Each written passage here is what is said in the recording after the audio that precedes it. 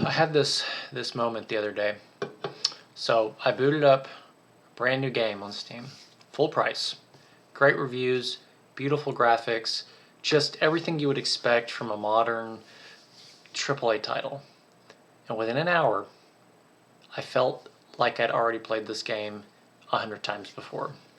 Not because the game was bad, not because it was glitchy or broken, but because I knew exactly why and what it was going to ask me to do. Open the map, climb the tower, reveal the fog, clear the camps, craft the upgrades, etc. And somewhere in the middle of all of that, I thought to myself, why does every game feel the same now?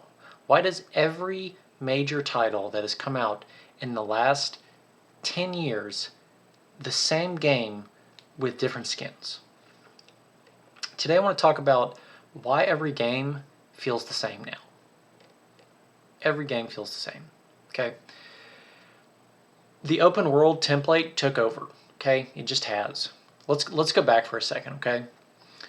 When Far Cry 3 came out, that formula felt incredible. Climbing radio towers to reveal the map, that was satisfying. Clearing outposts, addictive.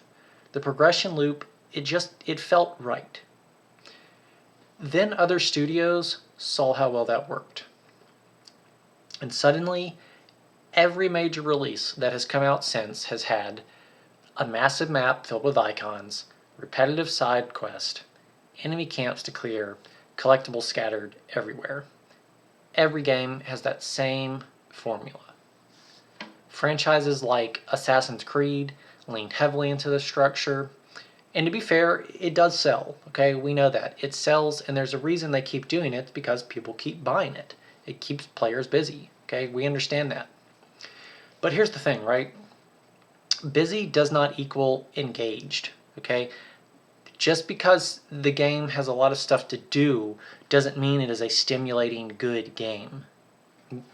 When every open world game follows that same formula, that same rhythm, exploration stops feeling like discovery, and it starts feeling more like a checklist of things to cross off the box. These are the things you have to do in this order.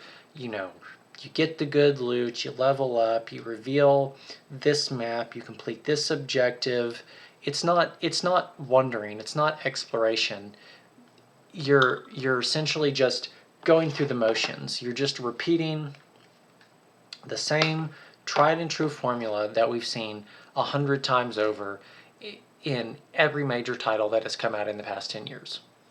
Okay? Games used to have soul to them, okay? And I mean, I'm not saying that all games used to be just better by default. I mean, there certainly were some bad games that have come out, back in the golden age of gaming. But a lot of those games, they had soul to them, okay? But nowadays it's like systems over soul, okay? It's profit over chance. Another thing that I've noticed is modern games, they really are just obsessed with systems.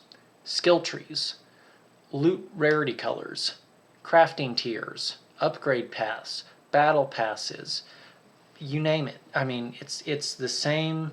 When's the last time you saw a game from any major developer that didn't have one of those things, or really even all of those things? Probably been a while, right? Even games that don't need the RPG mechanics now, they have them. I mean, even games like tower defense games. I mean, skill trees, rarity colors, crafting tiers, upgrade paths, etc. It's just the same systematic formula over and over and over. I mean, literally, why does every action game suddenly need purple loot? Why does every single player experience need a daily challenge? Because systems are predictable, systems are familiar, and systems sell. Predictability equals safety for these companies, right? And that's what it's about. So many people, they don't want to take a risk anymore, because by taking that risk, you risk losing money. And especially in the modern AAA environment, I mean, they're one failure away from, a lot of these studios are one failure away from closing their doors forever. Okay, a game like Fortnite proved that progression loops and seasonal content can keep people playing for years. Look at Grand Theft Auto 5. Years of that same formula, and it kept people coming back for more and more and more. Just unbelievable, really. So now every game that comes out has to be a live service, right? It's no longer about engaging storytelling. It's no longer about innovation. It's about keeping people playing the same formula and keeping them busy so they keep grinding and keep buying. Okay, but here's the issue, right? When every game uses that same retention mechanic, they start blending together in your mind, right? You're not remembering the story anymore. You're remembering the grind, okay? And that's a problem, okay? And really comes down to this, right? The risk factor for AAA games, right? Modern AAA games are unbelievably expensive to make. We're talking hundreds of millions of dollars, massive developer teams, years of development. When that much money is on the line, creativity and risk-taking becomes dangerous. Okay? Studios can't afford to experiment too much. Investors don't want weird. They don't want risky. They don't want innovative. They want reliable. Okay? Investors don't want you to take a risk. They want a return on their investment. They want a predictable, reliable game that is going to sell and is going to be guaranteed to make them the money back they put into that studio. So instead of an investor asking, what's something totally new, they're asking, what worked before? What's going to continue to make us money, right? They want sequels. They want sequels that dominate the market. That's why you see reboots everywhere, okay?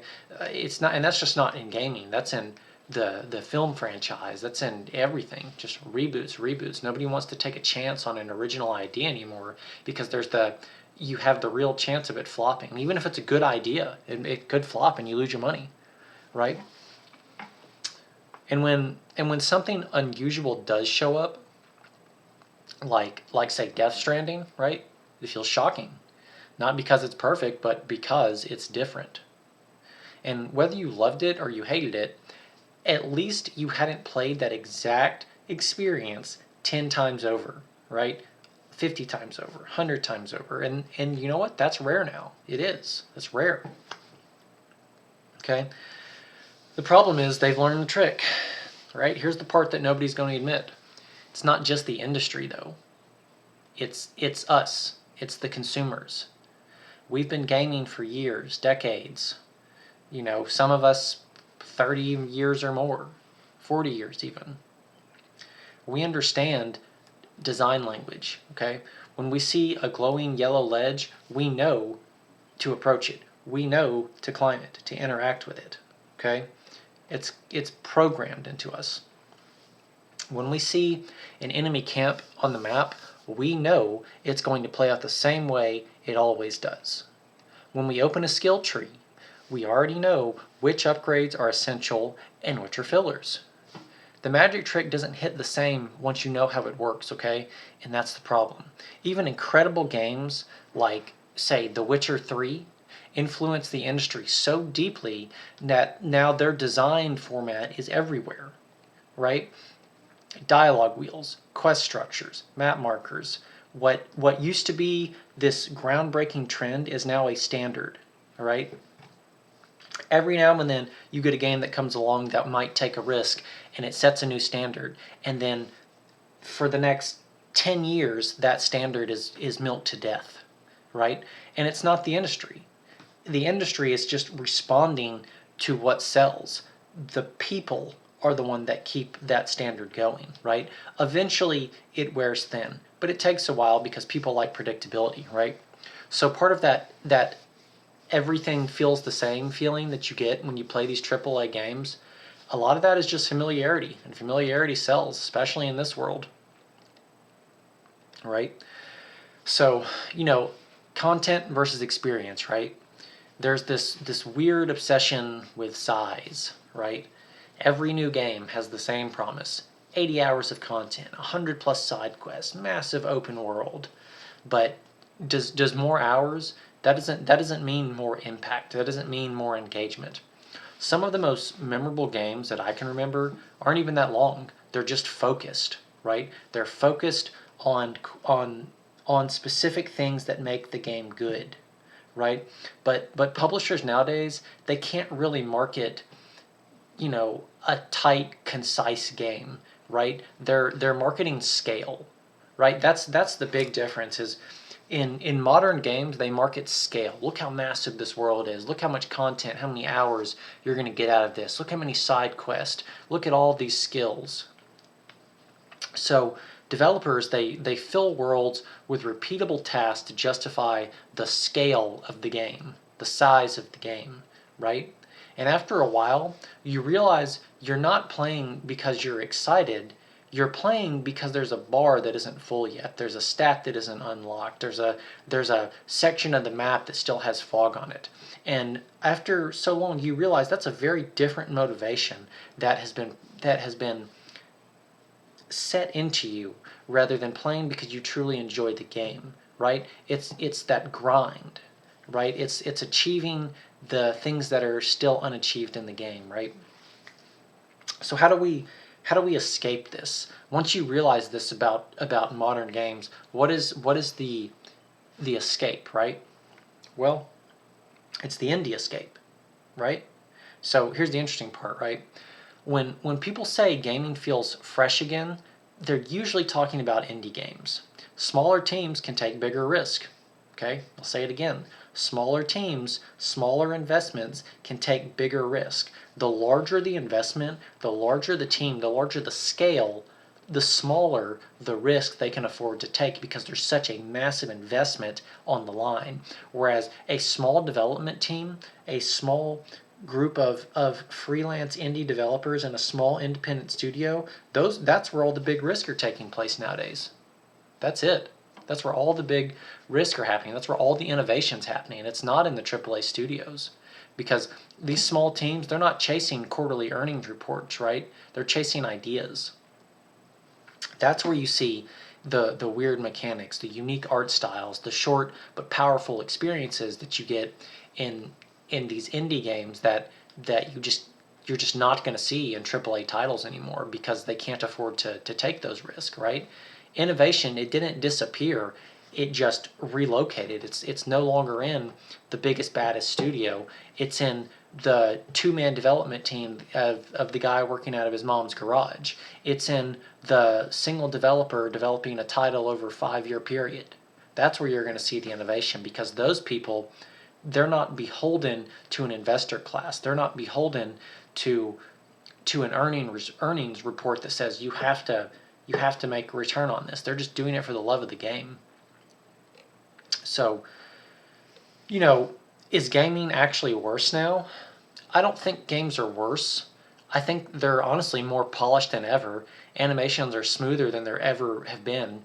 Worlds are more detailed than ever before, and combat systems are refined. But the thing is, polish isn't the same as personality, right? Polish does not mean quality, right? And that's something I think a lot of people miss is when designs become so optimized around engagement metrics, risk tolerance plummets. Okay, it's just what we've been talking about. There is no appetite for risk in these major studios, and that's just not even in gaming, but you see it all throughout the entertainment industry. There's no appetite for risk. It's just safe, steady returns. And the thing is when the tolerance for risk decreases, the amount of variety decreases alongside it, right? And when variety drops, everything starts to feel familiar. Everything becomes the same because everything's about producing that safe haven for the investment. It's not about innovation. Again, you want innovation, you go play indie games.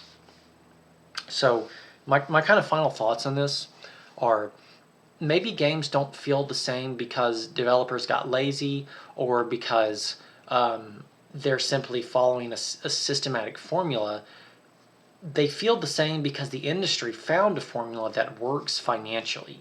Okay, as you can really trace this down to most things, it's about following the money, right?